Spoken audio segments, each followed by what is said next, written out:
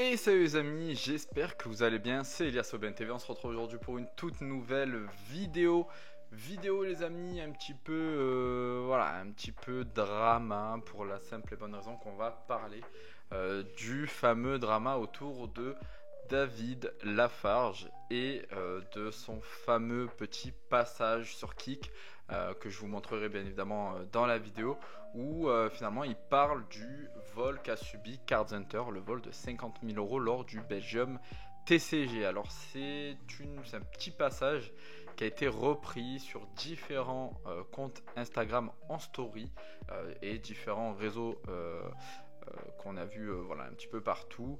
Donc c'est vrai que voilà, ça a fait polémique, ça a fait beaucoup parler. Il y a eu énormément de réactions à chaud concernant justement ce passage-là hein, où il a parlé justement du vol qu'a subi Card Center. Alors je suis pas là en train de faire cette vidéo-là pour donner mon avis en disant qu'il a raison ou tort, mais on va essayer de poser les faits et d'essayer de comprendre, d'essayer en tout cas de comprendre le pourquoi du comment et pourquoi il a tenu ces propos là. Alors avant de commencer la vidéo les amis, n'oubliez pas pour ceux qui n'ont pas encore protégé leur collection, vous avez Mpoké. Mpoké c'est une boutique en ligne spécialisée dans tout ce qui est protection en acrylique. Alors là ils ont lancé les protections aimantées les amis à prix vraiment cadeau, donc n'hésitez pas, le lien est dans la description. En plus de ça vous bénéficiez de moins 10% avec le code Elias OBNTV10. Vous avez les protections vraiment très peu chères pour une excellente qualité, donc n'hésitez pas, vous avez tout dans la description. Et puis les amis, vous le savez, on est en partenariat avec Nakabox qui est une boutique officielle en ligne multi-TCG qui vend du Pokémon, du Lorcana, du Yu-Gi-Oh et du One Piece. Et en plus de ça, sur Lorcana, pour les fans de Lorcana, c'est les moins chers du marché. Donc n'hésitez pas, vous avez moins 5% pardon, avec le code Elias OBNTV5 sur toute la boutique, y compris les cartes à l'unité. Et en plus de ça, vous pouvez les retrouver sur Whatnot tous les jeudis soirs à 21 h pour de la vente de cartes à l'unité à euro prix départ. Vous avez le lien description Whatnot en description les amis pour bénéficier de 15 € offerts lors de votre premier achat. Allez les amis, on va regarder ensemble le fameux passage qui a fait polémique et à la fin du passage on reviendra ensemble pour discuter justement de cela. C'est parti. T'en penses quoi des 50K du card volé? Je m'en bats les couilles. Pas à quel point j'en ai strictement rien à cirer, frérot. Moi, quand on m'a volé des millions d'euros de cartes, tout le monde a fermé sa gueule. Donc j'en ai rien à foutre. Pandarbar, Angoliath, Tropus, un petit dans le Sargo et Reshiram. C'est vrai, sincèrement, j'en ai rien à cirer. Je vous le dis honnêtement. Rien à foutre. Voilà, si vous voulez mon avis le plus sincère possible, j'en ai rien à cirer. Quand il y a quelqu'un qui te vole des millions d'euros de cartes, personne ne dit rien. Quand quelqu'un se va voler 50 000 € de cartes, tout le monde, c'est les bisounours. C'est bon les gars, hop hop hop. Moi je dis vraiment ce que je pense, il y en a trop qui font semblant. J'en ai rien à foutre. Donc voilà les amis, vous avez vu le fameux passage. Donc effectivement dans ce passage là, donc il a des propos qui sont un peu choquants pour beaucoup. Il est assez sec hein, dans ses paroles et c'est vrai que ça a heurté beaucoup de personnes. Il y a eu beaucoup de commentaires disant que c'était la figure hein, de Pokémon en France hein. Concrètement c'est le plus gros influenceur Pokémon hein, en France. Concrètement c'est un peu lui qui représente la France niveau Pokémon. Il est là depuis des années hein, David Lafarge. Je pense que beaucoup ont commencé grâce à lui. On a vu ses vidéos d'il y a 8, 9, 10 ans à l'époque avec Mijirachi, etc. Donc concrètement, on sait que c'est la personnalité voilà, la plus connue, la plus suivie sur Pokémon en France. Là, avec ces propos-là, c'est vrai que on va dire que beaucoup ce qui a été dit, hein, il ne montre pas l'exemple, il n'a aucune compassion envers les gens, etc. Faut pas oublier une chose les amis, encore une fois attention de pas prendre mes propos sortis de leur contexte. Je suis pas là à défendre un tel ou un tel, on pose les faits et on essaye d'avoir une explication à cela. Si on se rappelle un petit peu, David est arrivé donc il y a un peu plus de 10 ans sur YouTube.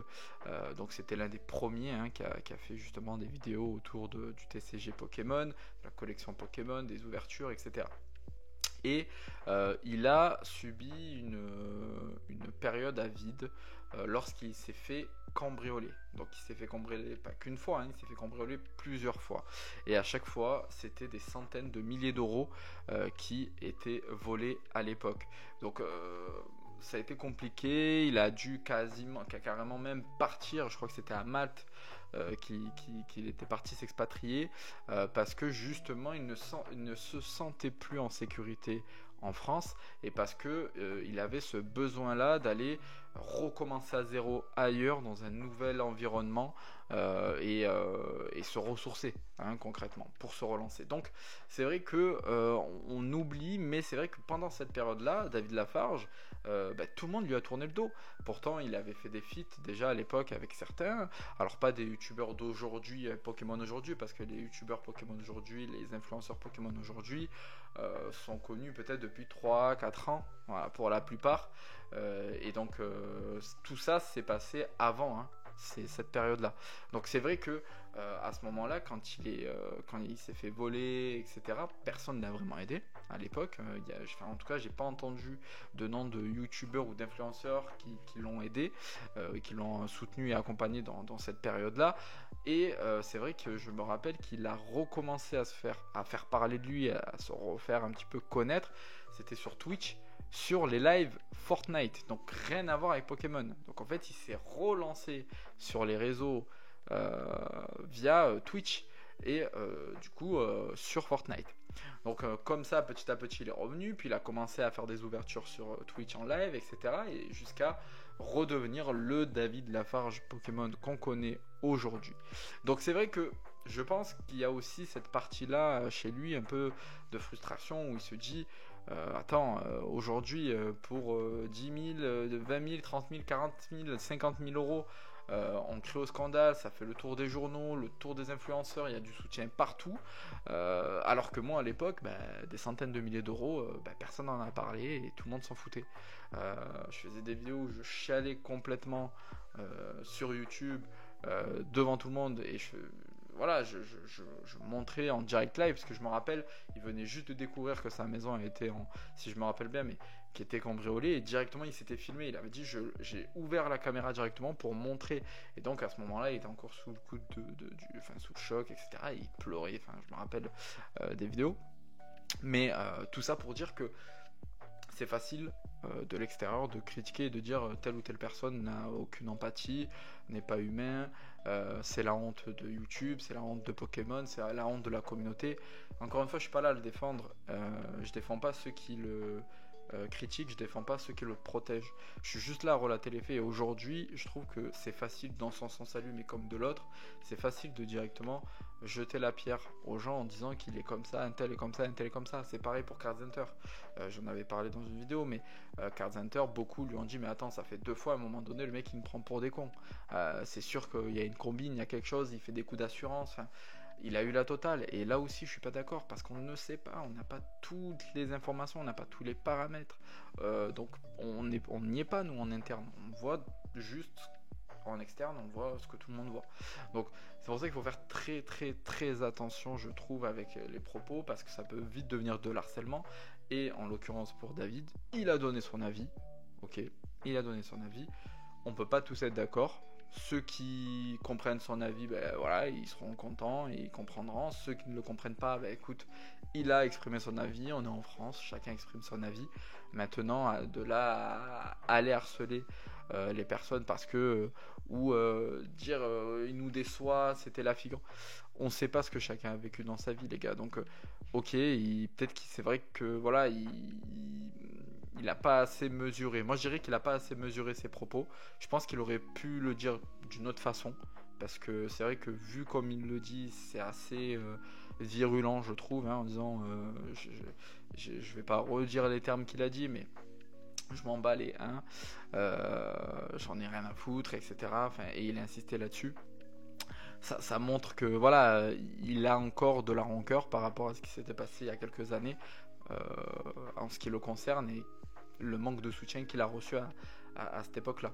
Donc je pense que c'est surtout ça qui fait qu'il a eu cette réaction-là et je pense pas qu'il ait une haine contre qui que ce soit, mais c'est vraiment cette frustration-là qu'il a ressentie à ce moment-là. Donc voilà les amis, c'était juste vraiment pour vous donner mon avis sur ce drama-là qui a fait le tour des réseaux depuis des jours et des jours.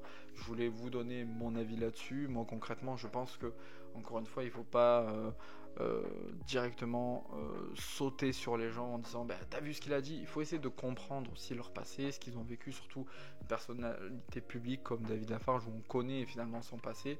Ceux à qui on connaît pas leur passé, bon ok je comprendrais, mais là on connaît son passé au mec et je pense qu'il faut pas ternir une image par rapport à ça. Alors oui, il a fait plein de choses qui ternissent un petit peu son image, mais il faut savoir aussi que plus vous êtes connu, plus vous allez faire des choses de temps en temps qui vont un petit peu, voilà, vous allez avoir plus de facilité à faire des erreurs quand vous êtes suivi comme lui. Donc on est humain, on fait des erreurs les amis, je pense qu'il ne faut pas sauter sur la moindre occasion pour enterrer une personne.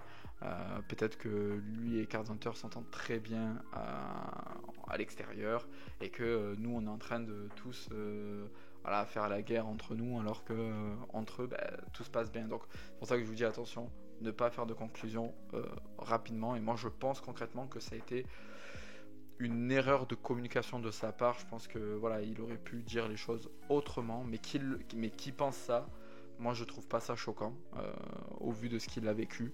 Maintenant je pense pas la même chose, hein. Je vous dis pas que c'est mon ressenti à moi je trouve que c'est quand même dramatique. J'ai fait une vidéo là-dessus, ce qui est arrivé à Carpenter, et je le soutiens dans cette tragédie, mais je peux aussi comprendre le point de vue d'une personne qui n'a pas eu le soutien qu'il méritait et qu'il aurait voulu avoir à l'époque pour peut-être des sommes plus importantes comme il le dit, et qu'aujourd'hui oui, peut-être que ça lui fout un peu le boule de voir ce qui se passe aujourd'hui. Donc voilà, je peux comprendre les deux points de vue. Voilà les amis, j'espère que la vidéo vous a plu, j'espère que avoir vos avis à vous en commentaire, toujours en bienveillance, pas d'insultes les amis s'il vous plaît, mais dites-moi ce que vous pensez un petit peu de tout ça, mais concrètement je pense qu'il ne faut pas faire de conclusions hâtives sans comprendre les personnes et comprendre ce qu'ils ont vécu. Sur ce les amis, je vous souhaite une bonne journée, une bonne semaine, je vous dis à bientôt. N'oubliez pas les amis, prochaine vidéo normalement mercredi, je vous sors le test sur EV10 Rivalité Destinée. Est-ce que la série est meilleure que 151? On va le voir mercredi les amis, donc soyez au rendez-vous. Sur ce je vous dis à bientôt, c'était Elias Aubin TV. Ciao ciao.